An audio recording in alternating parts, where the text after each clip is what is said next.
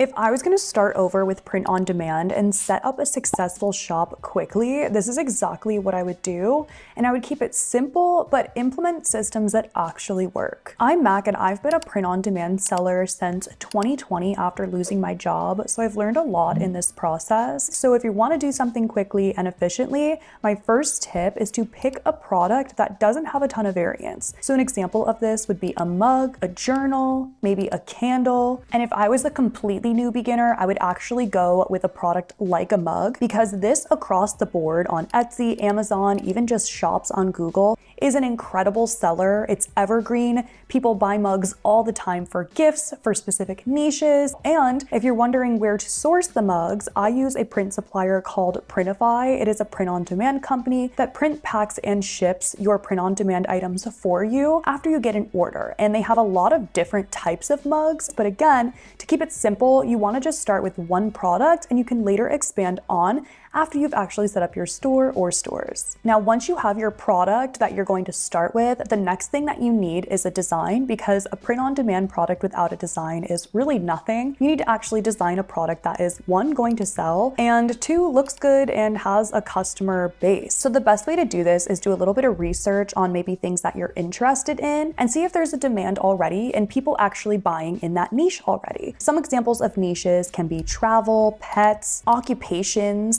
self-care, mental health, sports. There's really lots of different things that you can niche into. And what's cool about print on demand is you can sell multiple different types of products on your store later on, just while changing out your designs that are niche specific. And if you're having trouble or not knowing how to validate your niche, go ahead and go to Etsy and see when you type things in, if maybe that's coming up. If there's a lot of listings that you're seeing with best-selling badges popular now, that's a good sign that people are searching for that product and there's a demand. And once you have your niche, then we can actually create our niche specific design, which honestly used to be the hardest part for me. I think that designing in general is something that a lot of people get stopped at, or they just assume their designs aren't good enough, or they don't know how to design. But luckily we have so many tools and resources that we can use to make incredible designs even if we have zero experience. And one of my favorite ways to do this is using something called Kittle Flows. You can use a simple design that you create in just a few minutes using some text and maybe a few graphics, and then use their AI flow boards to make a complete Etsy listing within Kittle. Yes, Etsy or any type of product listing within Kittle's artboard. You can do everything from creating your design and elevating it to then further creating it into mockups for photos and video mockups and even social media posts for marketing, all within one artboard. This is such a new valuable feature. I absolutely love it. I'm not going to make this a full design tutorial, but I'm going to leave a design tutorial in the description for you if you'd like to watch that video after this one to see exactly how you can really implement this strategy. Now, once you have your actual designs, you can start uploading them to your products on Printify to then list on an online store. So Printify is great because it actually integrates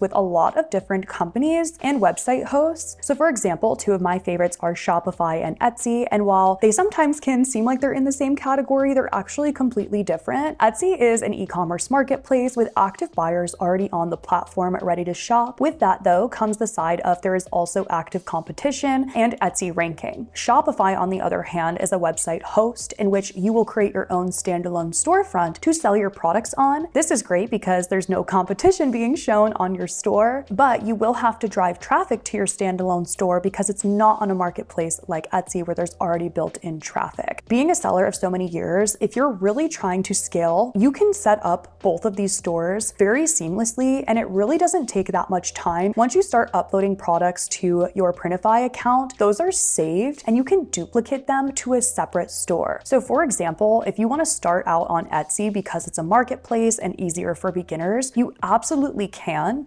And once you start uploading those products onto your Printify store that's synced with Etsy, you can later duplicate them, the same products, all the info over to a Shopify store so you don't have to recreate the product twice. A lot of people don't know this, but a great strategy is to have a standalone Shopify website because you own complete ownership of it. You can scale it. You can even market it to people who have purchased from you on Etsy later on. And then you have your Etsy shop, which is going to be gaining that traffic, is maybe going to get you some data for not having to actually outsource in marketing. So they're both a really gold system. Pretty much every Etsy seller I know that's successful also has a standalone store with the same products, but just with better branding. And it's very cool because Printify does not charge you until you get a sale. So you can sync both of these stores, list all of your products. You already have the assets from if you create using Kittle flows like that. So everything is pretty seamless in the upload process. Printify also is going to do a lot for you. They do their new AI now, so it gives automatic details, titles, and descriptions for your actual product, and even gives you suggested pricing based on the market, which is very helpful because if you're new, it can be really hard to decide what you want to price your products at. I know that's something that I've always struggled with, even as a seasoned seller, is figuring out what price point is good and whether shipping or not. So they give you a lot of information about that. And then you can go ahead and hit publish and your product will be uploaded to either your storefront or your Etsy shop in just a few minutes. Now with our branding, we want more than one sale, right? For a successful shop, we don't want to just have one sale or one product that sells and then we never get another sale again. And that's why it's important to have our branding on point, to have products that are relatively within the same niche or aesthetic, because people will come back for more and actually want to buy more of our products or even buy more than one product at once in their cart. This is why offering different incentives and deals can be really beneficial. And one of my favorite ways to do this, which is so underrated, is through pop-up methods and email marketing. I find a lot of sellers don't do this, and I'm constantly screaming why, because it's something that has brought me so many sales and so many repeat customers and a way to retarget people. So we've all been a shopper ourselves where we go to someone's website and we really like an item and maybe we add it to the cart or maybe we click off because we're busy and then we completely forget about the product until we maybe see it again. But it's not so much that we didn't want to purchase, we just didn't either have time or that full decision in that moment. And so put yourself in your buyer's shoes and figure out how you can implement on that and become a better seller. Like I said, this can be done through a pop-up method followed by an email marketing campaign. And while this can sound intimidating to set up, it's really not complicated at all if you have the right system in place. So what a pop-up method is essentially a way to get someone on your email list in exchange for an incentive. An incentive meaning free shipping, a discount off their first order. I'm sure if you've gone to a website before, a pop-up has come up and asked you to enter your info in exchange for a discount. And most of the time you will do it because we all love a discount and it helps us to want to buy something. Now, from the seller's perspective though, that's really great because now you have a way of contacting that customer, meaning you can retarget them when they did what I was talking about earlier, put it in their cart, saw the product and loved it, but couldn't purchase in the moment and forgot about it. Now you can do this on Etsy through gathering people to your email list, but you can't do it directly by anyone who purchases from your Etsy shop. You have to actually outsource them using maybe a QR code with a pack-in label in your products, which is a great idea, or having your Shopify store listed somewhere on your Etsy shop, like in your banner, with even maybe a discount to entice the buyer to purchase off of your website. These are all great ideas, and you always want to check out Etsy's policies because they're constantly changing, which I will put a link to. So how I like to do this is use what's called OmniSend. This is an email marketing and SMS marketing platform. It does a lot of things, and it's really great for anyone in the email marketing space, even if you are brand new. So you can set this up and integrate it directly with your Shopify store to create a pop-up method that will automatically start collecting customers' emails or phone numbers. And then you can set up what's called a welcome series flow, which will give that customer automated emails in a sequence of 1, 2, or 3 emails, reminding them about your product if they did not purchase. Setting this up on OmniSend is really user-friendly. Everything is a drag and drop system. You can add in your own branding, customization, and as I mentioned earlier, sync it directly with your Shopify store. You can set up your pop-up followed by your welcome series in just a few minutes, and then you can also put in different automations for if you want to set up an abandoned cart or a abandoned checkout, or even if you want to set up different email campaigns to let customers know about sales or discounts that are coming up. These are all things that are available through templates that are really beautiful and, like I said, all customizable completely. And if you do want to try this out, I will leave OmniSend in the description for you to give it a try. And there also is a discount code there if you would like to sign up under Money with Mac 30 to get an additional discount on any paid plans if you do want to upgrade after trying it out, because it is incredible. Now, once you have your stores set up, something that I definitely recommend as well is a marketing strategy. So a lot of people, when they're selling on Etsy, kind of think about the fact of like, okay, well, there's already built-in traffic, so I don't necessarily need external traffic, which is true, but it doesn't hurt to put your products elsewhere and start marketing them to get more eyes. I personally grew an Etsy shop in the early days of my Etsy journey through Pinterest and Pinterest marketing, so it's still something I stand by. And then also, when you are marketing on social media or on Pinterest, you can also use other mockups to then get people to your Shopify store as well. And this is really great because who doesn't love free traffic? And we're in such a cool day now to where we can really post on anywhere for free without having to run paid ads. Sure, the traffic might be slower than a paid ad, but how cool is that we really can take advantage of lots of free marketing strategies. One of them being,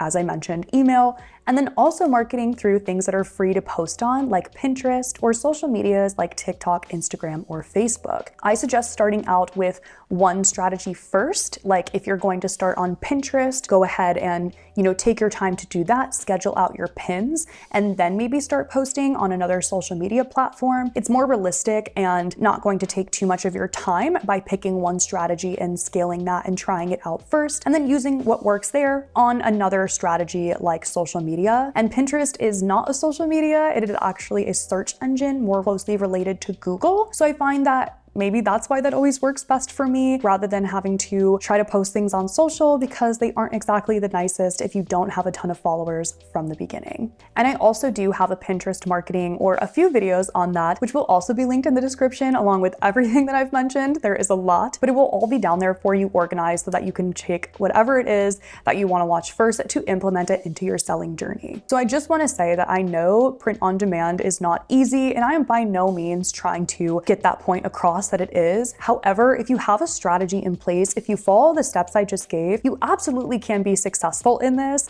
I've done it. I've scaled multiple stores. I know so many other sellers that have as well. I have helped sellers from start to finish. I've seen friends of mine do it, other people in the industry. It is so possible. The only thing stopping you is you and not putting the time into it. It's one of those things where it's frustrating at first. It may take you a little bit of time to figure out how to maneuver everything on the websites, how to figure out how to upload a listing, but these are all things you can find free tutorials on, even on my page as well, or anywhere else on YouTube or Google, TikTok. To just see someone else do it as a visual can be really helpful for your journey as well. But don't give up and stick with it, because this business model is growing. It is one of the fastest online business models and scalable. The way that it's going to be growing even more in the next 5 to 10 years is incredible. And the product list just gets bigger and bigger. So it's something that I'm always telling people to get into if they're looking for a creative side hustle that can really potentially scale and not be capped and have a ton of money required up front. So if I were you, I would get the momentum going. I would start now, even if you don't feel ready. Implement all these strategies and get to it, because it really can be worth it. As always, everything is linked in the description. And thank you so much for watching today's video. If you found it helpful, please leave me a like or comment any questions that you have, and make sure that you're subscribed to the channel if you'd like to see more videos like this one. Thank you so much for watching. Happy selling, and I hope to see you in the next video.